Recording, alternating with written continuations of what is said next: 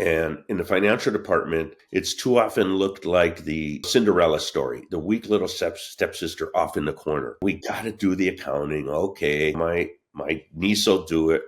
Someone in the family will do it. I think of one client years ago, and their quote unquote in-house accountant was really a bookkeeper, and the bookkeeper was a data entry person. Yeah. And you had an owner, the owner's wife, and a general manager, none of them knowing anything about accounting, all giving different directions. Yeah.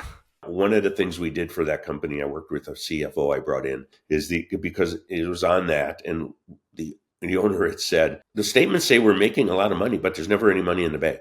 And that's a classic case. You see, you can't track expenses and some things from year to year because they put in a new account number or name. And you're wondering, where did that come from? It wasn't there the last 3 years. I was talking to someone last year and I said, how much faith do you have in these financial statements? And I get a blustery, 100%. Yeah. And I said, why are there balance sheet items on the income statement? It doesn't work. Oh, I never noticed that. Yeah. Okay. Yeah. Confidence goes down real quickly when you have that conversation.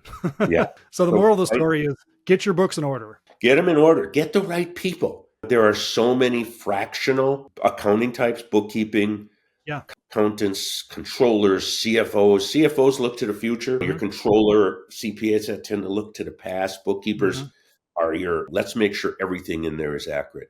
And if you don't have them on staff, get a fractional part-time person who knows what they're doing, because they'll do it so much faster and much more efficient than your niece will do or the receptionist will do.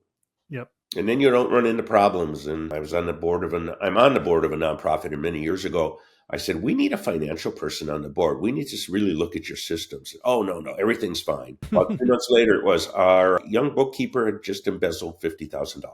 Man, red flags. Yeah, which ended up getting paid back by her dad. Oh, instead of going to jail. There you go.